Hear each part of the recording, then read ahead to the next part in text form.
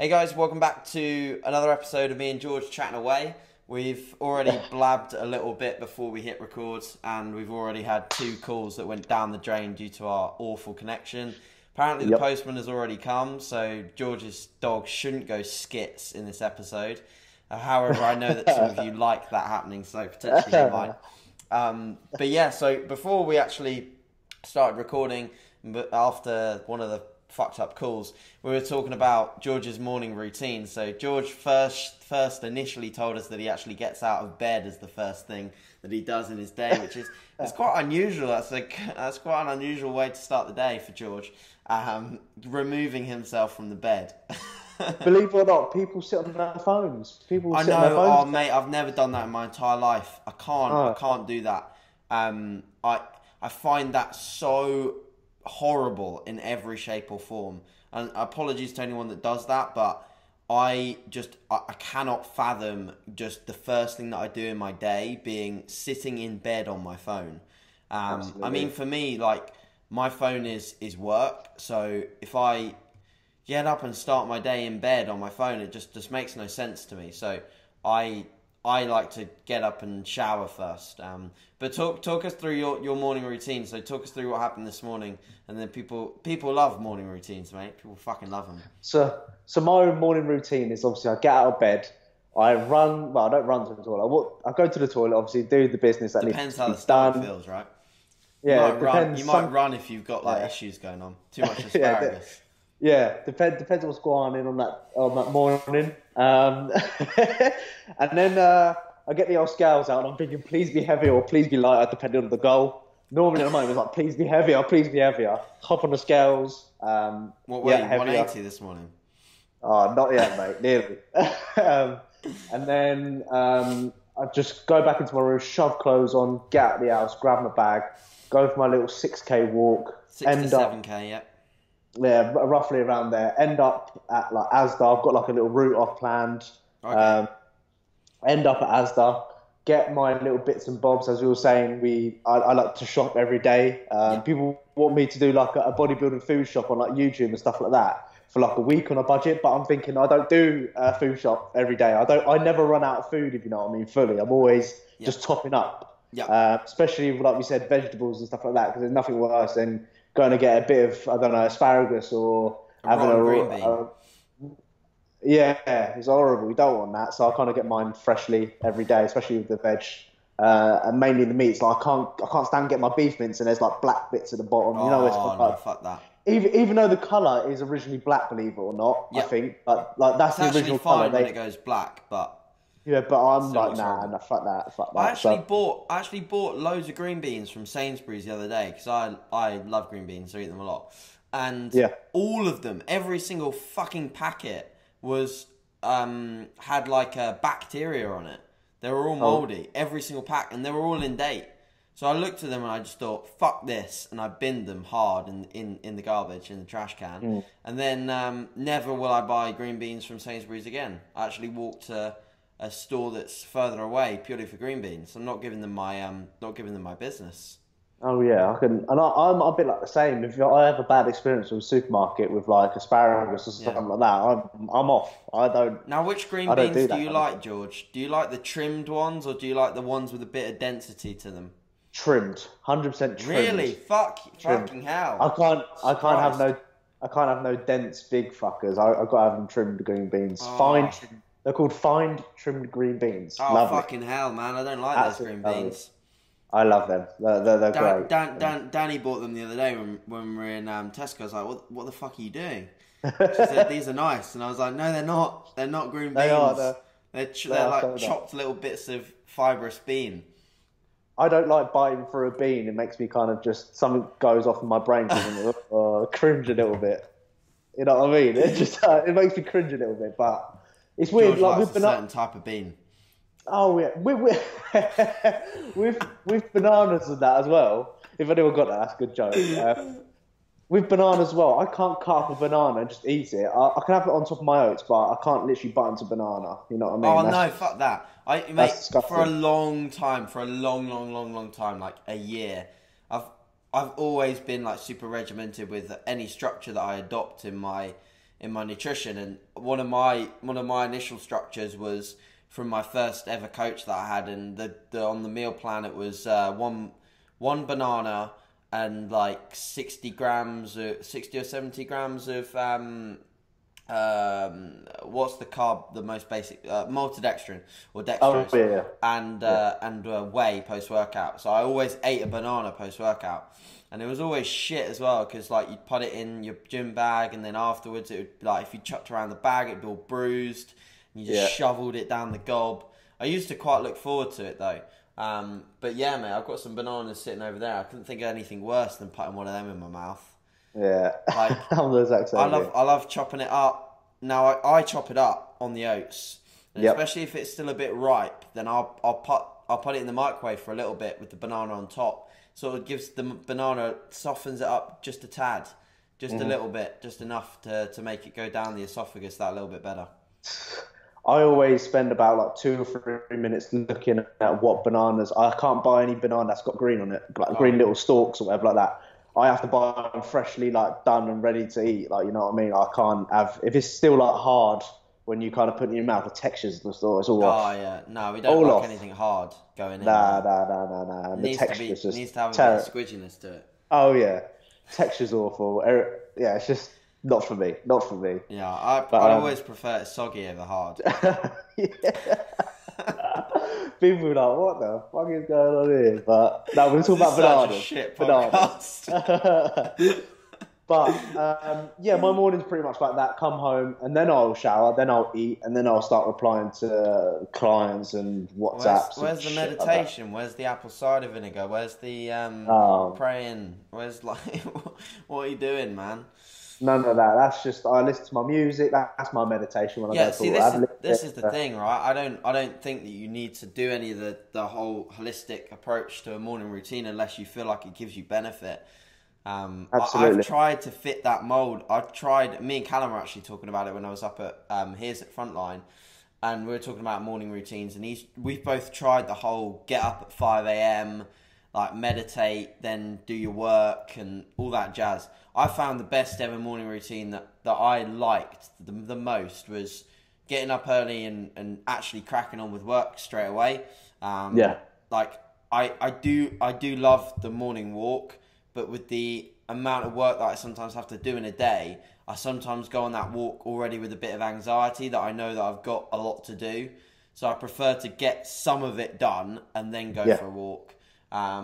Like today, I got up first thing. I'd get on with work, and then on a Thursday, which is the rest day, I usually fast for a bit longer, and then I go and get my hair cut, and then I do a podcast with you, eat again, and then crack on with, like, Thursdays for me is my rest day and like my programming day and my setup day. So if I have any new clients, I set them up on a Thursday.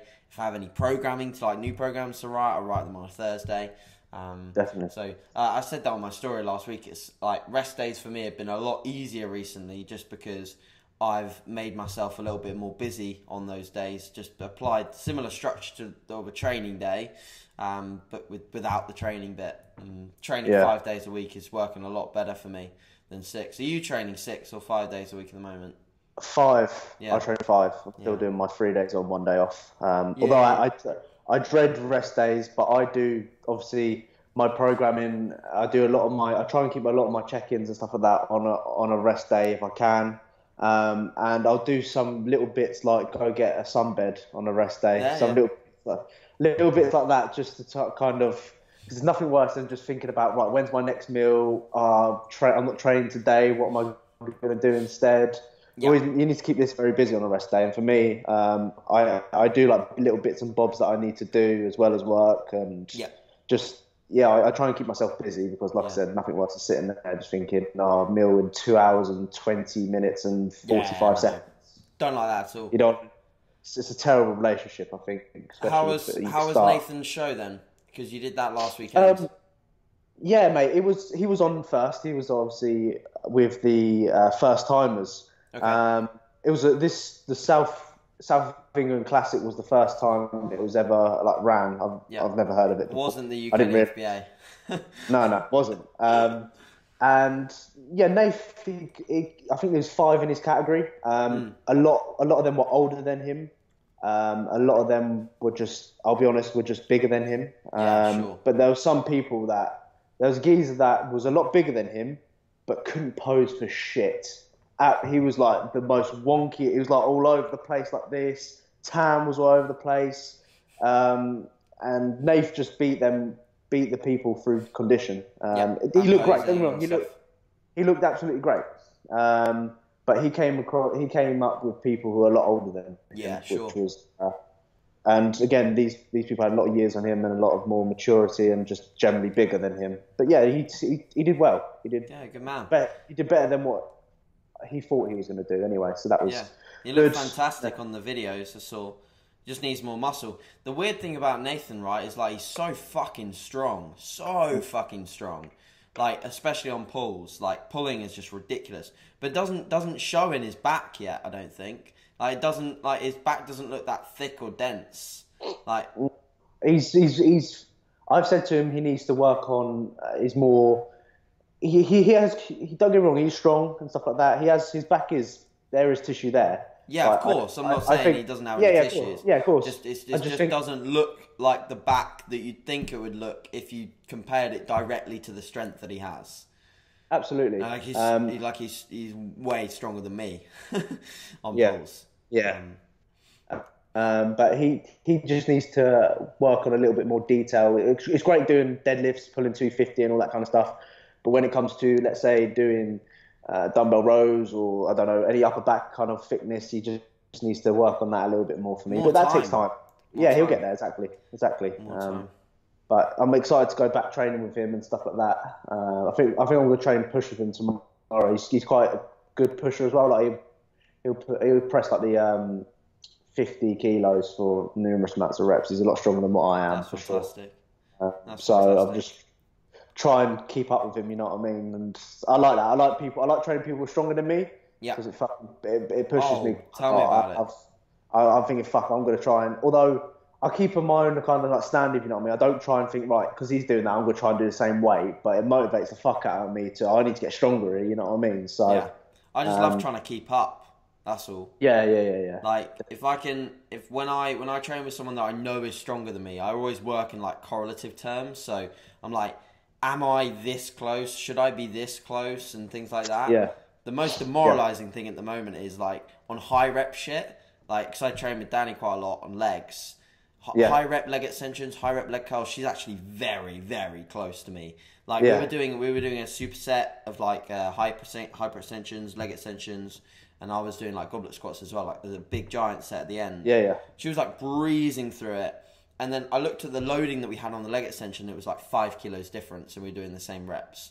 And I was like, fuck, like I need to work on higher reps because my threshold for doing like anything above 12 reps is poor. Like I just seem to fatigue so fast within the higher rep ranges. Low rep ranges I can pull really well, I can push really well, lower rep ranges. But anything towards the end of a session which is more metabolite based, like pump focused, Danny can just like go and go and go, and I die after like 12. But that is quite correlative with muscle fiber type and the fact that girls do have predominantly more type 2 than males. And their general ability to push through high rep ranges is usually pretty damn decent. So, but it's a bit demoralizing a little bit when she's also like way fucking light. Absolutely. But it is what it is, right? Yeah. But are you training with anyone else at the moment, or are you just training mostly on your own? Mostly on my own, mate, at the moment. And although it's great, I love going through periods where I just, you know, when you train with someone for so often, you kind of think, I'd rather train on my own here because I can spend doing this for as long as I want and all that. But after a while, when you train with yourself for so long, you actually think, fuck me, I actually want to train with someone now. I'm always like that. I'm at the stage now where I want to train with people because that keeps me kind of motivated, mixing up. And I've been going like on the weekends, I go to different gyms and just to freshen things up as well. But I would love to do that with people, you know what I mean? Like apart. Sure. And I'll be doing that with Nathan for sure in the future. Just the last couple of weeks of prep and stuff like that, we haven't been able to do that because he's not been training, obviously 100%. and all that kind of stuff. But now he's gone into off season. It should be good. I should be traveling to a lot more gyms and doing a lot more good stuff. You need to come up to Black Country Barbell. Yeah, I've been seeing your Instagram and stuff BBC. like that. It looks very good. Well, it's not actually BBC, it's BCB. It looks good. BBC. Where is that from you then? It's a 25-minute drive in the vehicle. Oh, it's not too bad then. Yeah, like I said in the last episode, I think I said in the last one, I kind of like the drive. I like driving somewhere. I don't like walking. And the atmosphere at Black Country is just fantastic. The kit's really cool.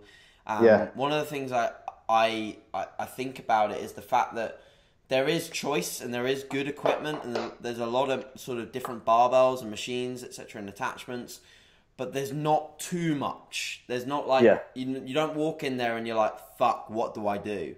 Which is in other gyms like Strength Asylum, Ultimate, and even like World's Gym and things like that. I walk in and I'm like, fuck, like how do I program these sessions? Bit confused, bit overwhelmed by the amount of kit. At the end of the day, I love basic programming. I love squatting, I love deadlifting, I love doing basic rows, things like that. Just keeping things static, and I haven't had that for a long time.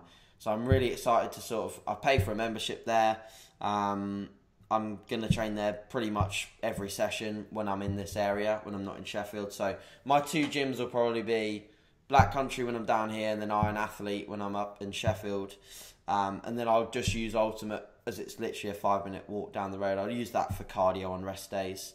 Got some cardio to do later today, which I'll box off. Yeah, it's my rest day as well. I'm keeping on resting on today, so it's my rest day. Well, that's nice. It's full. So I'm going to do a little. I'm just doing at the moment one of my rest days. I'm just doing 20 minutes on the bike, just between 120, 150 beats per minute. Sure. Just something, I feel like I don't want to take out cardio altogether, but I don't know. I just start doing a little bit just for health benefits mainly, more than anything else. Yeah, I'm doing it for the same, to be honest. I want to get better at the high rep ranges. Like I don't want to feel gassed in my sessions. I mean, at the moment, this is my last week I'm not really in as much of a deficit now. I brought my calories up. So my calories are now around about 2,700 as opposed to where they were like 2,300, 2,200. Yeah.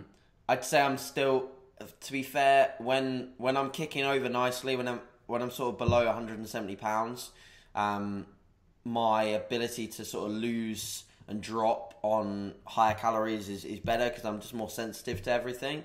So any sort of small minor change and my body still sucks up food really well. So I've still actually dropped this week on that intake, but I felt like any sort of hunger that I had, that's dissipated quite significantly. And also training performance has been really, really good. Recovery has been really, really good, especially considering how many manipulations of sessions I've had. Like I've trained in different gyms, different bits of kit. Oscar up at Frontline because Callum hurt his back, so he wasn't able to train that back and hamstring day. But me and Oscar did one of because JP coaches Oscar, who I train with. And we did some like really, really torturous back and hamstring session with loads of movements I've never done before. And that was it. And obviously then after that I was in the car for like a couple of hours. I just made, in those moments, like an advice to the listener is that in the moments where you have variables like that, like you're traveling more, you're having sessions that are potentially things that you haven't programmed before, in that moment you have to be on the fucking money with your nutrition. Like, you can't miss a beat. So I could have quite easily left that session and said, oh, it's all right, I'll eat when I get home. And left my post-workout meal for like an hour and a half in the car. But instead, I walked like 15 minutes up the road from Frontline to Kettlebell Kitchen. I said, can you do me weighing out this much rice and this much chicken and this much veg? And they weighed it all out for me and I ate it and then I went home. Like, if I hadn't have done that, I'd have probably been under-recovered and fucked. So it's just a case of trying to stay on top of things as much as you can, and you only realise the difference that the minor variables like nutrient timing, things like that, make. You only realise how fucked you'll feel when you miss a meal, when you miss time something, get behind on stuff. it's just as bad being in a small deficit as it is missing a meal. Like if you miss your post-workout meal and shift it back by 2-3 hours, you're going to be under recovered. So, but yeah, it's been a cool week for me this week. I did feel a bit messed up last week. I don't know whether you've caught on anything, but a lot of people have been ill recently. And I felt a bit meh towards the end of last week. Like just sinusy, and my head just felt clammy. You know when you you do one set in the gym and then your head just feels locked up. That's what I had last week, and it's shit. It sucks dick. So that was a bit annoying, and then came into this week feeling fine. This weekend I'm going down to Brighton/London with Danny. We're spending a night in London, so that'll be cool. I'm going to take Saturday and Sunday off training completely, just to enjoy the weekend, and also just give joints, tendons, ligaments a little bit of a rest because I haven't really had that in a while. And Friday on the way down, so tomorrow actually, we're going to train legs at Muscleworks in Orpington, so the gym that Luke Sando was at in the JP video, with all the Arsenal strength stuff. Me and Nathan, I think we're heading up there next weekend because we want to try I'll let you know what it's like. Yeah, we want to try the Arsenal strength hack squat. Mate, so whatever I get on it, Nathan's got to beat it, or you got to beat it. I'll try. Yes. Nate's very strong, so he'll not be able to do it, but me, I'll try. I'm thinking of doing a full body session there, to be honest. It looks unreal. I watched that Luke Sando's video on JP site, and I was like, wow, what a place. I never knew about it, and I was like, wow, what a place. It's the only gym to get all the Arsenal strength kit in. It's actually the first gym me and Danny ever trained at when she came down for the first time, but they didn't have any of the Arsenal strength stuff there when we trained there. Oh, really?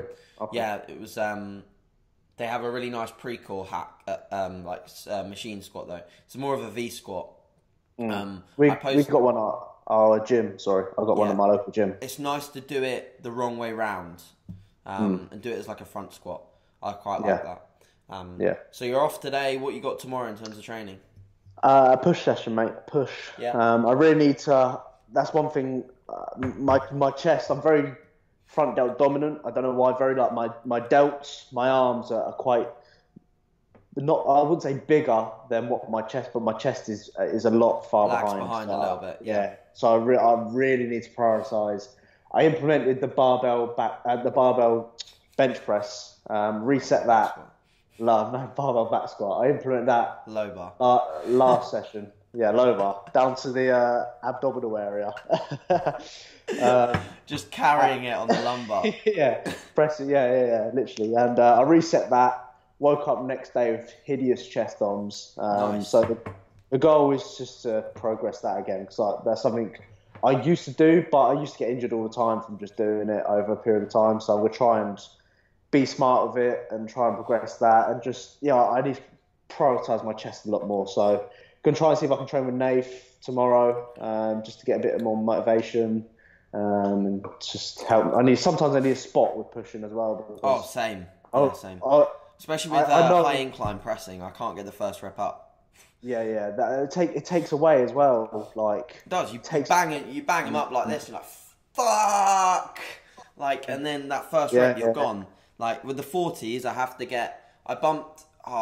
This was the only annoying thing about my last push session. I bumped them back, and I communicated with the spotter. I said beforehand, I was like, big hit on the first. Bumped them back. I was like, no hit, mate. Like, I was just sat here with the fucking 40s. I was like, elbows, and then he was like, ooh, shit. So I'd just done like a 5-second isometric hold with the 40 kilo dumbbells before pressing, and I still matched my numbers. How do you like to? What do you do? Because you do an incline dumbbell press usually. Then do you go on to isn't it like a seated Smith machine shoulder press? Yeah, so I have 3 different rotations for push. So if it's a low incline at the moment, because I'm suffering for a little bit of bicep tendonitis just in. That's really funny. I have the exact same thing in this. Just in here. It gets to the stage, mate, where I wash myself in the shower, brush my teeth. Yeah. And my bicep tendon is killing. Like I'm feeling like fuck. That actually really hurts. Same. It's like a really even digging... just brushing my teeth, yeah. Yeah, it's like really a digging annoying pain. Yeah. Brushing my teeth, washing myself in the shower. I get fatigued. My left side gets fatigued just by doing it. It's fucking annoying, right? So I've been keeping away from like really doing like high incline kind of movements which aggravate that. So I find that just a slight low like incline, I don't feel it at all, especially in my bicep tendon. I just feel it whenever I go beyond, like I just feel it when I get really good depth on a press. Yep. And if I'm like that, my elbows are flared out like that. I can't do that. I have to have tucked in a lot more just to give it a little bit of protection.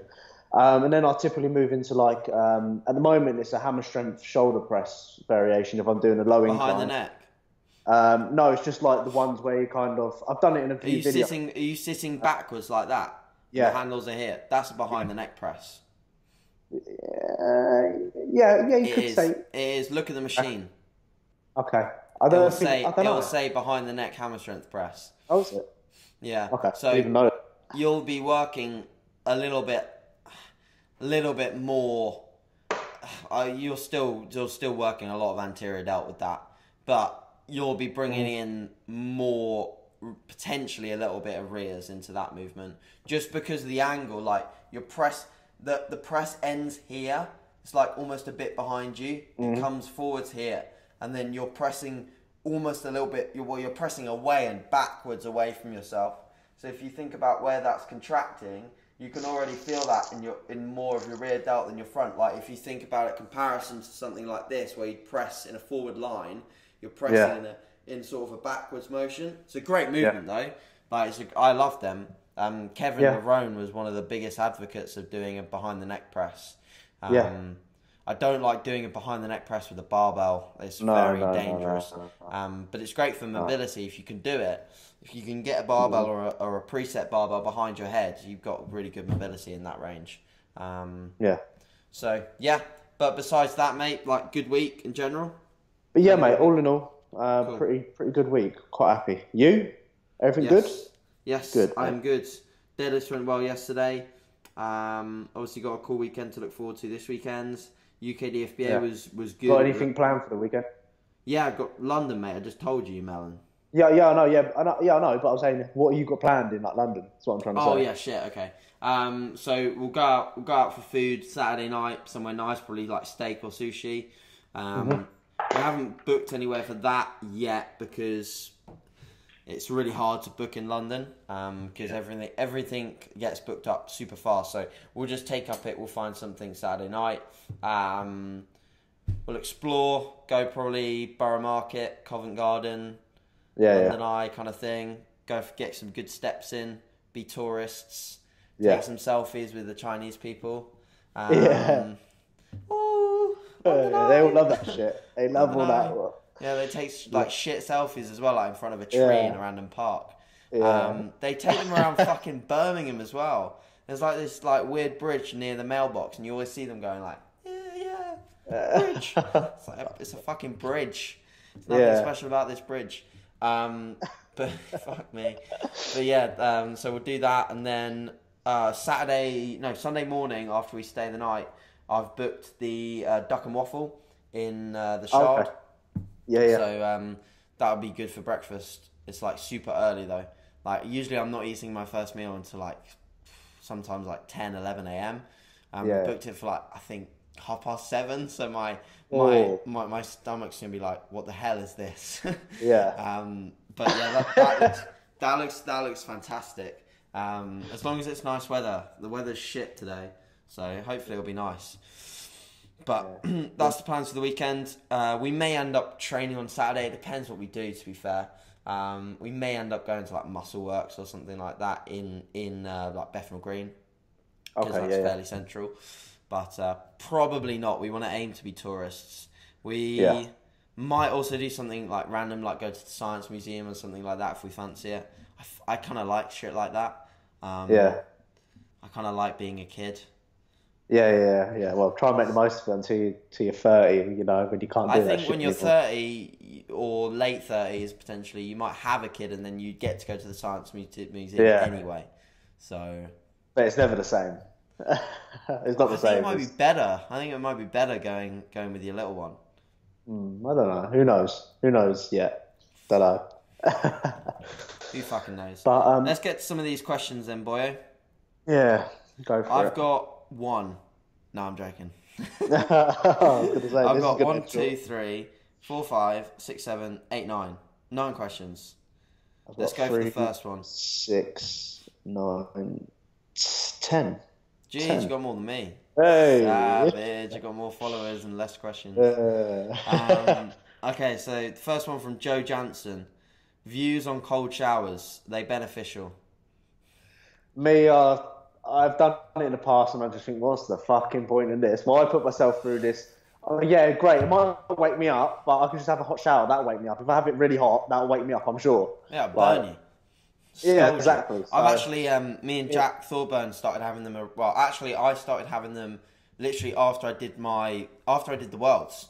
I yeah, had them in that start with music thing, yeah, and it made me feel pretty good for like all of 5 minutes. And then I realised I was still stay shredded, and I felt fucking awful again. exactly. So yeah, no, cold showers.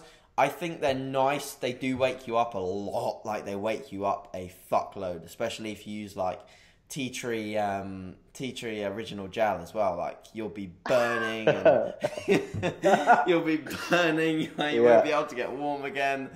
yeah. You'll be so freezing that your balls fall off. Like fantastic start to the day.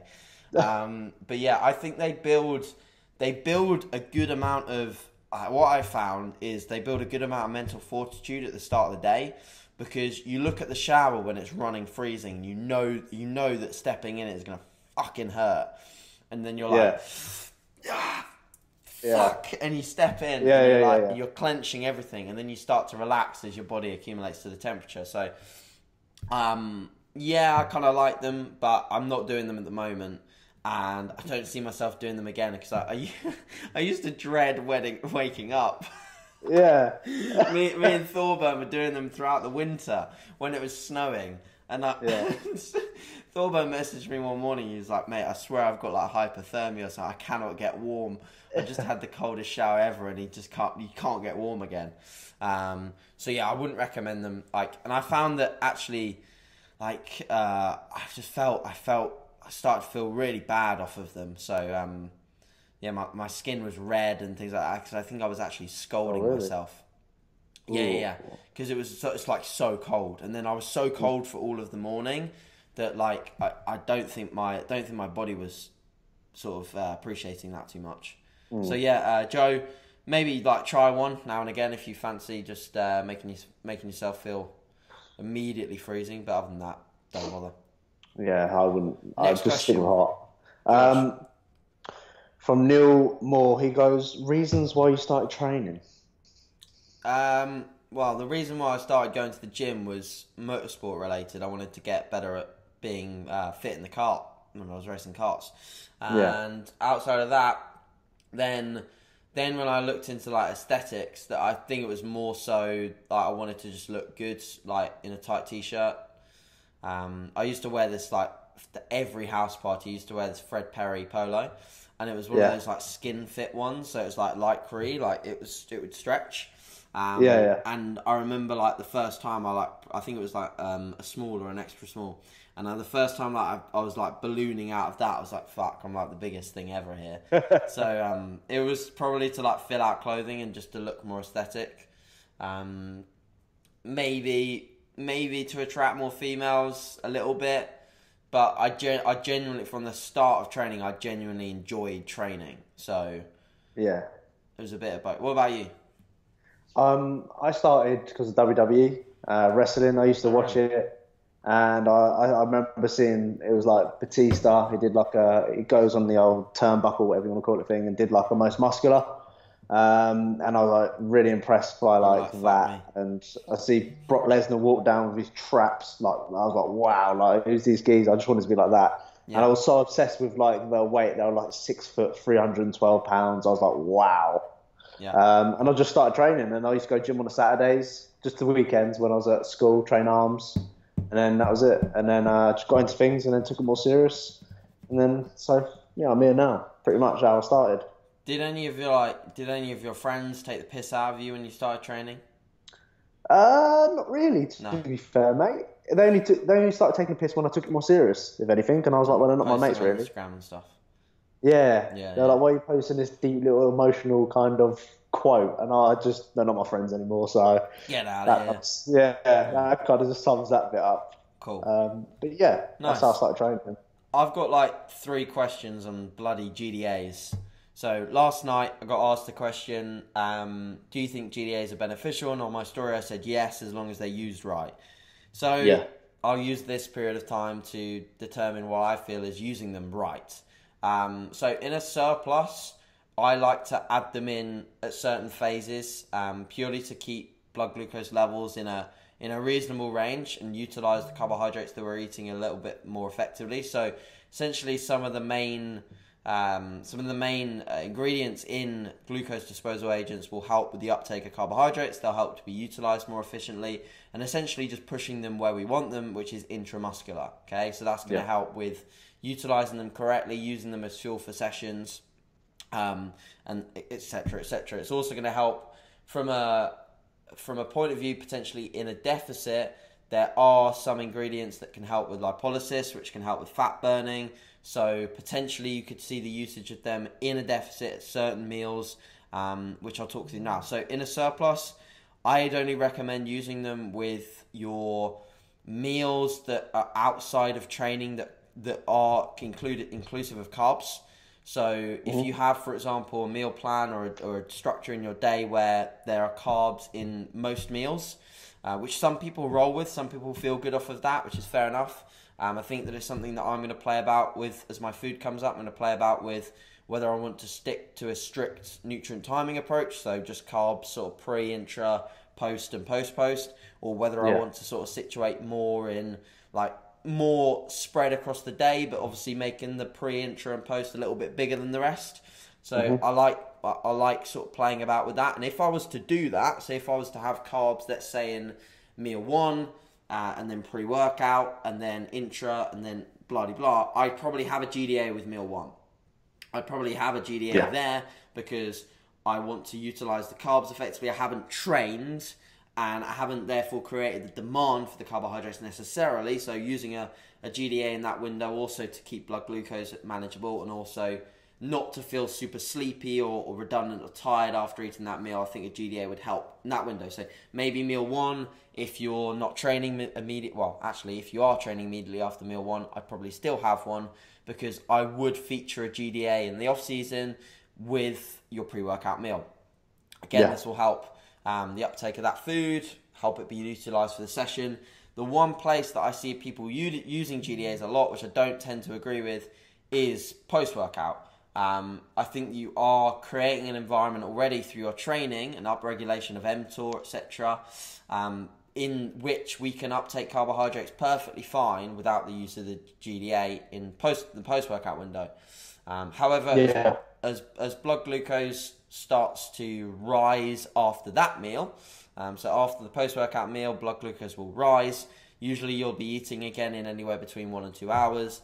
I believe that in the second post-workout meal, where we've already had a nice dosage of carbohydrates, bringing blood glucose down to a level where we can accept more carbohydrates coming in that post-workout meal, so the second post-workout meal, you could use a GDA there. So that's how I currently set up mine. I will use them in pre-workout meal, and then my secondary post-workout meal, and that's it. My secondary post-workout meal is usually pre-bed as well. George, you got any questions on that at all?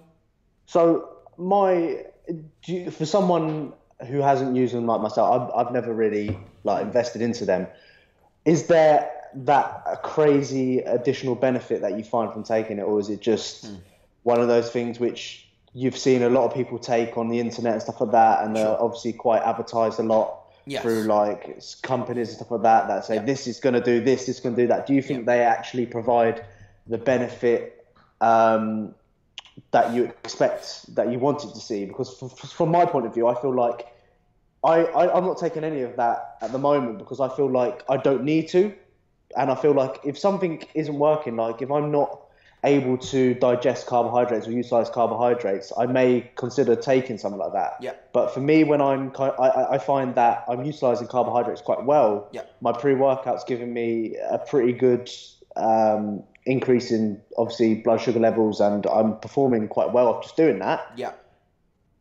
I don't feel like I need to do that at the moment. So Yeah. do you think they actually are necessary? Well, do you think you get the actual additional benefit is what I'm trying to say from just taking it? Or I think, well, blood glucose for the first thing is a real thing.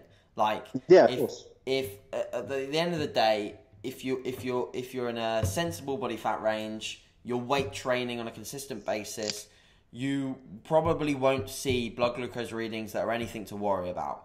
All right, and this is what the general argument amongst most is. They're saying that because we weight train and because we're at decent levels of body fat, we don't need GDAs. I think that's quite a blanket statement, because the benefits are there. Like, if you want a percentage benefit to potentially putting yourself in a slightly more optimal environment to utilize food, I'd personally be taking that benefit. I think, again, where people go wrong is a little bit, like yourself, in the phase that you're in right now, mate, you're still pretty lean. Your ability to uptake carbohydrates is there. You're not necessarily pounding food at the moment. Your food's high, but it's not necessarily stupid high. There is no huge demand for you to use them. And the real thing is, like, when you start to introduce them, will you feel a significant change or benefit to anything that you do? Not necessarily. I mean, people have sometimes commented on increased vascularity, which is through increased pump and increased uptake of the carbohydrates. So, will you feel some benefit? Yeah, you might. Like, you might feel an increased pump in your training session. You might feel like you're just sucking up food a little bit better. I know it sounds really bro, but you might feel like that. The real biofeedback comes in the form of taking blood glucose readings. So a lot of the people that take the GDAs have never taken a reading for blood glucose their entire life. The way in which you can tell whether a GDA is doing its job is essentially by measuring your blood glucose, because that's what it's meant to do. That's why some people say, you'll see like Thorburn say, this is a really good GDA. And Thorburn knows that because he's quite religious with taking his blood glucose. He will take it fasted. He will take it postprandial. And that's postprandial is after meals. And that's the way in which you can tell whether it's doing its job or not. So, for example, let's say I was to eat my post-workout meal. Let's say 1 hour later, I was to take a blood glucose reading. I would take that reading. Okay, cool. Looked at that reading. Let's say in that moment, that reading was maybe a little bit too high for what I'd fancy it being. So ideally, you'd like to see it come back down to baseline within a couple of hours. So baseline being anywhere between like 4 at the very, very low end. Some people have wacky readings when they're really, really low, really, really lean. It might be sub 4. And then after that, that range being 4 to anywhere between like 5.5 being sort of in the higher range. If it's come back into that zone, then you're probably already without a GDA, you're in a fine spot. But let's say you took a GDA then, like you took a GDA right then and there. Then 20, 30 minutes later, you took your blood glucose again. If your blood glucose has dropped more, or dropped significantly, then that's the effect that not only the small time window, but more so the GDA is having. So if it dropped down from like 6.0 to like 5.2 with just the usage of the GDA, that's the effect the GDA is having. It's potentially getting you back into a better range to absorb carbohydrates. So for you, George, I wouldn't bother right now. And for anyone that feels like everything's going swimmingly, I wouldn't bother necessarily right now.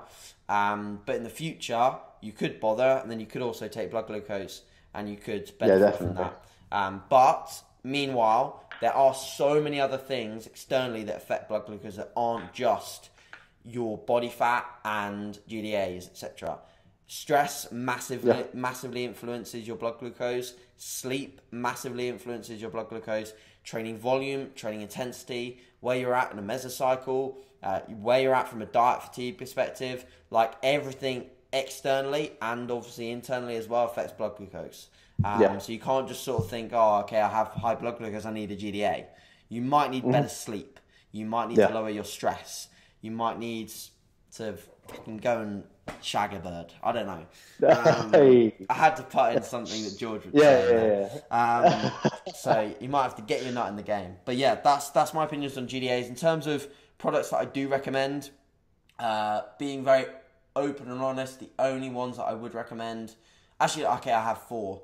So Core Load, which is obviously from A-List, Glycomax from Strom Sports Nutrition, RPG from Redcon, and Matador from Project AD. Those are 4 that I have all used and would recommend. So that's hopefully that one answered. That was quite long though. But yeah, hopefully that one's answered. I'll put that as one of the biggest things in the title, because so many guys just fucking don't get too obsessed with GDAs. Like, they're not gonna turn you into bloody Ronnie Coleman or Sean Roden. They're just they're a tool that we can use, but they're not anything special. And I think this is all influenced by people like yourself, like Jack Thorburn. A lot of people follow and are intrigued with what you're doing. A GDA. And thinking, just because you're doing that means, and they're going to get, no, just because you're doing it, they think they need to do it, you know what I mean? And that's not always the case. You know? Yeah, exactly. So, yeah, it's just how it is, I guess. Do you want to take one more your end? Yeah, I've got one more. 1 minute. Okay, I'll go for this one. Off with the variables you try to control, which ones do you find more difficult? What the fuck? I swear I got this question from someone when me and Callum were doing a Q&A. Does he just copy and paste the question into every single thing? So variables that we struggle to control. Yeah. Which ones do you find more difficult? Ooh. I could be really fucking cocky and just say I struggle to control no variables because I'm a boss. But the reality is, I think sleep probably for me, mate, because my wants and my requirement to like work and like sometimes travel to shows and things like that, and like I love work. I love working. Like I love doing things like this with you. I love editing the UKDFBA videos. I love replying to emails and applications, and I love putting my time into it. And like last night, I was going through an application, and the guy responded at like 11 o'clock saying that he was ready to go, and that he wanted to get everything set up. So I got everything, not all of his things obviously, but I got all his payment links ready. I got all of his like welcome packs, etc. ready. All last night, which really I shouldn't have done. I should have definitely done that this morning. But it's sometimes a case of like I just get carried away with work, and basically what I need in the future is I turn the second room here, the spare room, into a bit of an office environment, so that when I'm done with work I can shut the door and be done with it, because I'm struggling a little bit when I'm in an environment on my own. I'm struggling a little bit to sort of shut off and go to bed. Like I'm finding my bedtime creep up later and later. I bet you're seeing me in the group chat that we have on Instagram. I bet you're seeing me like pop up in there later and later and later and later. You know, that's me at the moment, is just sleep. But to be fair, if I go to bed late, I just wake up later. That really is what I do. So I always, without fail, get 8 hours. So if I go to bed at 12 midnight, I'm up at 8. Simple. Yeah. Okay. That's what about you, mate? Yeah, I think I have no issue. I can control sleep quite well. Like I think over time you kind of get yourself in a routine with sleep, and it just becomes when you become busier. I think you'll run into the same issue, because you'll have YouTube to do. You'll have like over 40 coaching clients. Like you'll be over 40 in no time, man. So you'll be like running GeorgeOsborneCoaching.com. Like everything will be so busy, man, that you'll be so preoccupied. But just keep your routine. I think my biggest one at the moment is stress, because I'm taking on, like this week I took on 3 clients this week. Fantastic. managing, like, although it's great getting clients in, yes, love it. It's you don't understand, like, you understand. I try, and time management and stuff like that is very much a lot harder when you gain more clients. So you need to manage your time very well. And my struggle at the moment is, yes, I'm taking on these clients, which is great, but am I managing my time, trying to gain more, obviously gaining those clients, obviously doing check-ins and stuff like that, trying to gain more clients, doing my YouTube. My time management has come a bit down the shitter. And I think at the moment that takes time. Like, I need to kind of get used to having, for example, 15 clients for a couple of weeks instead of taking on an additional 5 clients. Yeah. And then, you know what I'm saying? Like, yeah, of course. Put myself under a lot of pressure. So that's kind of how I do things at the moment. Stress, time management is bad. It's bad. You'll get better at it. Not bad, but it'll improve for sure. Yeah, I think you'll get better at it over time, mate.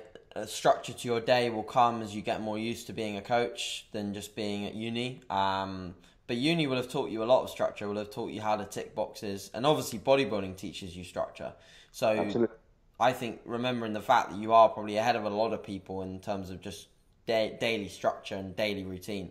Like, a lot of people just wake up when they fancy, go to bed when they fancy, and have no routine whatsoever. So you're ahead of a lot of people in a lot of ways. So for sure, mate. For sure. On.